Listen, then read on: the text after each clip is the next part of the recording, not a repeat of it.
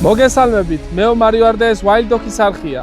ამ ვიდეოში შევეცდები გასწავლოთ სამი სხვადასხვა შემთხვევა, სადაც ადამიანის სიცოცხლეს თქვენი ცოდნა და წამები წყვეტს. ვიკემპინგებთ საბადურის ტყეში, თუ ექნება სხვადასხვა აქტივობა, მოვამზადოთ ბევრ გემრიელობას და რაც თავარია ვიდეოში შემოგვიერთდება მურთაზი. მურთაზ შეგიძლია მიესალმო მაყურებელს, რომელიც დაგვეხმარება ამ შემთხვევების განხილვაში.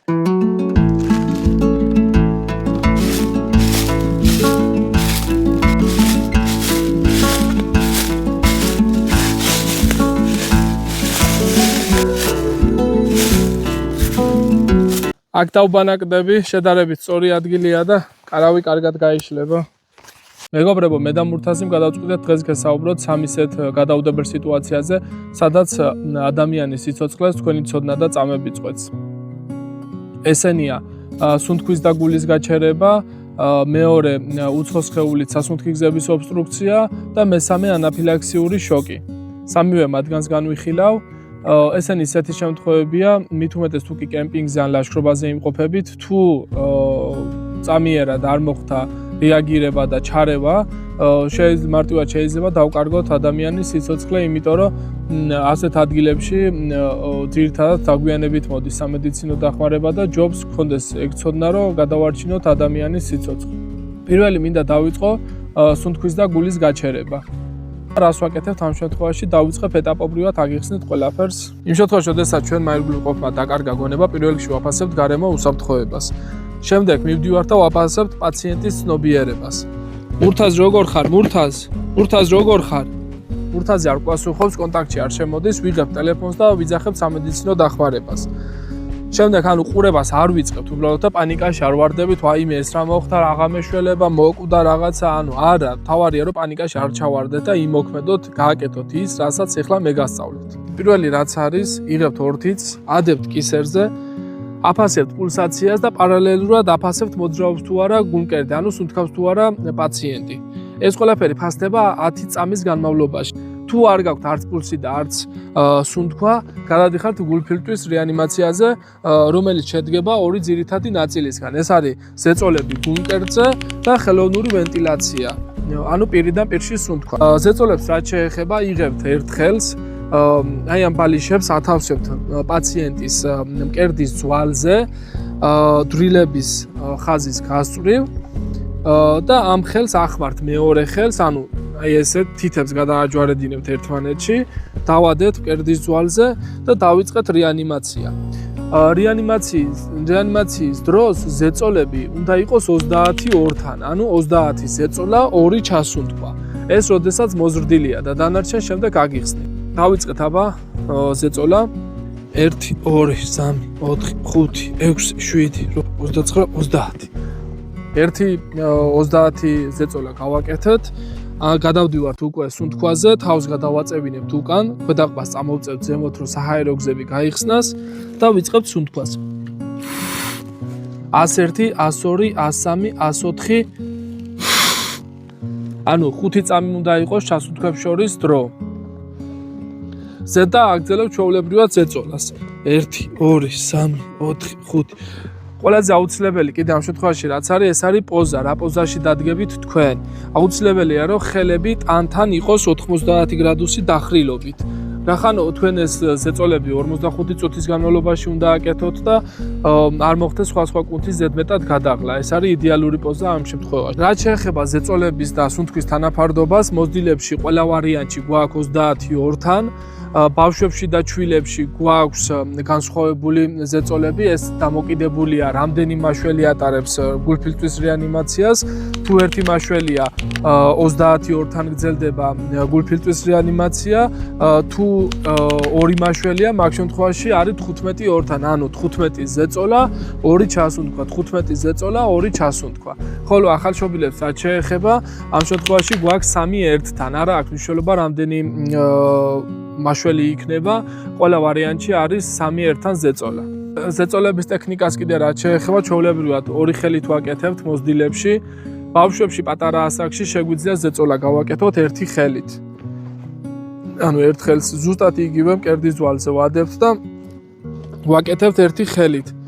რადგან ამ შემთხვევაში პატარა ბავშვის გულმკერდი შედარებით უფრო სუსტია და ერთი ხელით საკმარისია. რაც შეეხება ჩვილებს და ახალშობილებს, ამ შემთხვევაში პაციენტს ვიყვანთ ხელში, გულმკერდით გვიჭირავს და ორივე ცერათითის საშუალებით გულმკერდის ძვალზე ვახდენთ ზეწოლას. ნუ ეხლა არ მაქვს ბავშვის მულაჟი და აი აქ ამოვანათებ როგორ ტარდება ეგ მანევრი.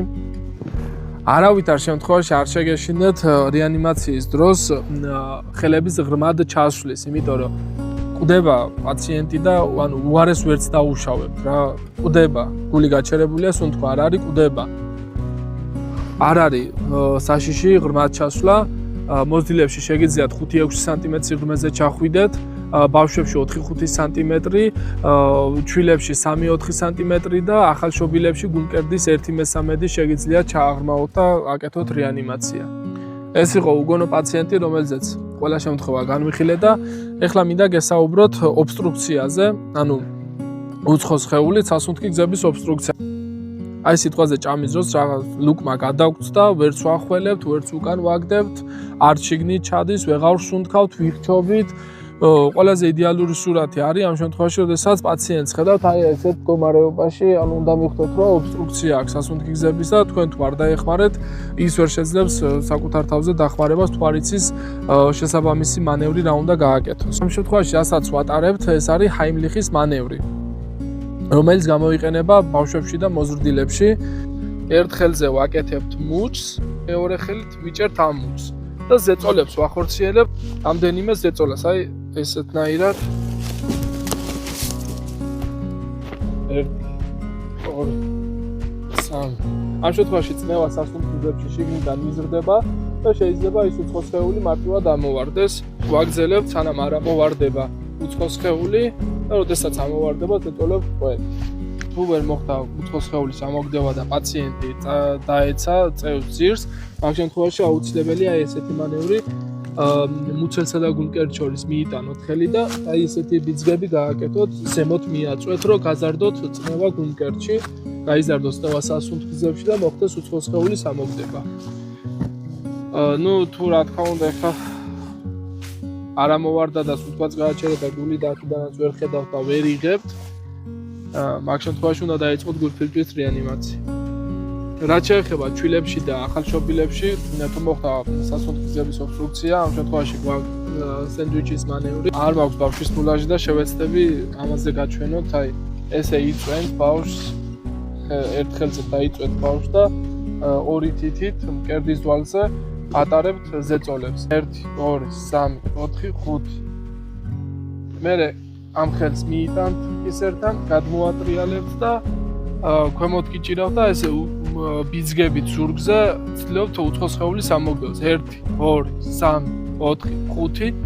არა მოაგდო, ისევ ატრიალებთ 1 2 3 4 5. ეს ორი თემაც განვიხილე, მურთაზიკოც დაიღალა, დავასვენოთ ეხლა შეშის შეგროვება შეუდგები.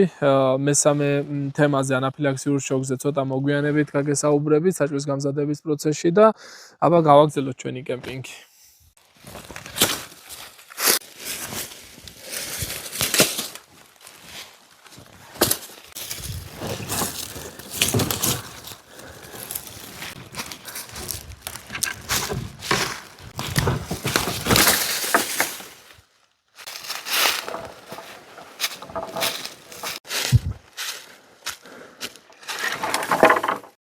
ცეცხლს ავანთებ და შეუდგები სტეიკის გამზადებას.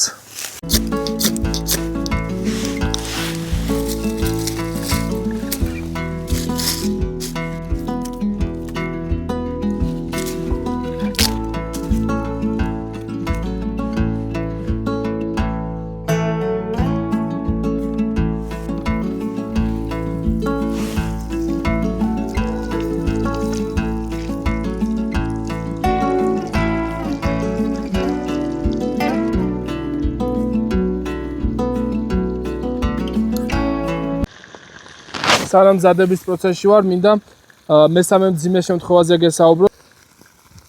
ეს გახლავთ ანაფილაქსიური შოკი, რომელიც არის მძიმე ალერგიული რეაქცია. შოკი შეიძლება ნებისმიერ შემთხვევაში, ნებისმიერ დროს განვითარდეს, იქნება ეს ნაკბენი, საკვების მიღება თუ მედიკამენტის მიღება, ამას მნიშვნელობა არ აქვს. ნებისმიერი ალერგია შეიძლება გადაიზარდოს ანაფილაქსიურ შოკში. და ამ შემთხვევაში სიმპტომები იწყება შემდეგნაირად: სუნთქვის გაძნელება, შეშუპება, კანზე გამონაყარი და თაუბრუსხვევა, გონების დაკარგვა. რაც შეეხება მკურნალობას, ეს არის ადრენალინის ინjekცია კუნთში. ბარძაყის კუნთის შუა მესამედში უნდა მოხდეს ინjekცია, ის სადღაც დაახლოებით ამ მონაკვეთში. აი ეს გახლავთ ადრენალინი. 1 მილiliტრია მისი მოცულობა, ახლოს დაგანახებთ. შეიძლება ადრენალინის სახელით ვერ იპოვნოთ და იყოს ეპინეფრინის სახელწოდებით. ერთი და იგივეა, არანაირი განსხვავება არ არის. იმ შემთხვევაში, როდესაც შეძენილი სიმპტომების ამოცნობა და დამამტვრევლებით იცით, რომ ეს არის ანაფილაქსიური შოკი, ამპულას გატეხავთ, ამოიღებთ ნივთიერებას, ეს არის 1 მილილიტრი, ნახევარს გადააქცევთ, 0.5-ს დატოვებთ შპრიცში და ბარძაყის კუთხის შუა მესამედში გააკეთებთ ინjekციას. დაელოდებით რამდენიმე წუთი, თუ მდგომარეობა არ გაუმჯობესდა, სუნთქვა არ გაუმჯობესდა, ან შეშუპება არ ჩაცხრა, იმეორებთ განმეორებით დოზას, იგივეს 0.5-ს. სულ 3 გაკეთება, მდგომარეობა გაუმჯობესდება და პაციენტი თავს კარგად იგრძნობს. მისი ჰოსპიტალიზაცია მაინც აუცილებელია, რადგან სხვა რიგი კვლევებია საჭირო, რომ თავი ავირიდოთ სხვა რიგი გართულებებისგან. იმ შემთხვევაში, როდესაც მარტო ვიმყოფებით, არსებობს ესეთი საშუალება, ეპიპენი ქვია, ანუ ეპინეფრინის, ადრენალინის კალამს ეძახიან. მაგ შემთხვევაში, როდესაც თქვენ გემართებათ ანაფილაქსიური შოკი, ძნელია ამპულა გატეხოთ, მედიკამენტი ამოიღოთ, ინjekცია გაიკეთოთ, ძნელია. და ეს ეპიპენი მარტივია, გახსნით, თავზე ერთი კნოპკა აქვს, დააჭერთ ხელს და თვითონ, როდესაც მიიდებთ ბარძაღზე, თვითონ აკეთებს ინjekციას. ფარმატეველს გისურვებთ, იმედია ჩემგან საჭირო ინფორმაცია მიიღეთ და გამიხარდება თუ ამ ინფორმაციას პრაქტიკაში გამოიყენებთ და შეძლებთ თუნდაც ერთი ადამიანის სიცოცხლის გადარჩენას.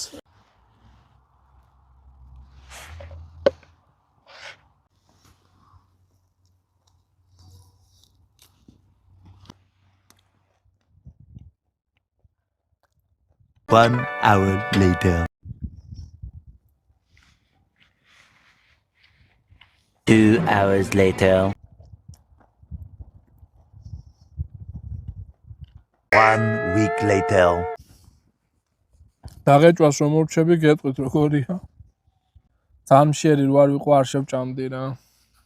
აბა კარტოფილსაც ვნახავ როგორი გამოვიდა.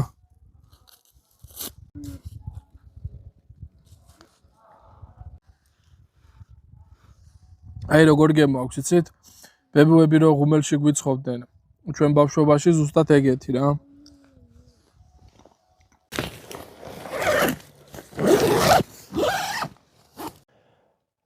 მეგობრებო, ცეცხლი ჩავაქრე, კარავში შემოვედი. ეხლა დავიძინებ და დანარჩენი დილით გავაგზავნოთ.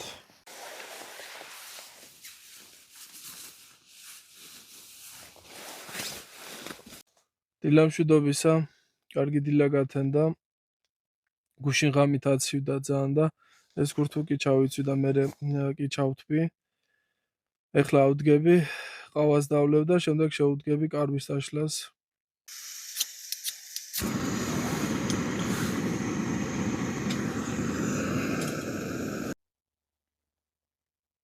დილა ტყეში არის იდეალური.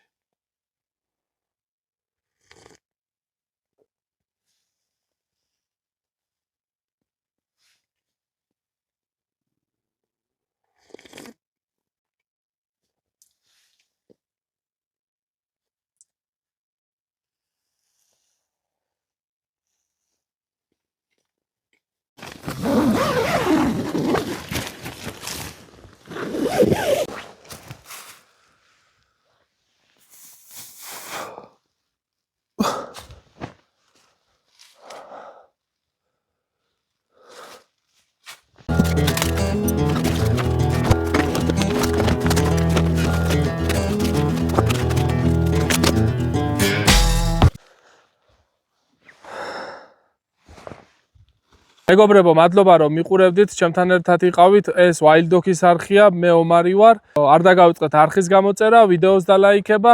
მე კი გამშვიდობებით შემდეგ ვიდეომდე. აბა შეხვედრამდე.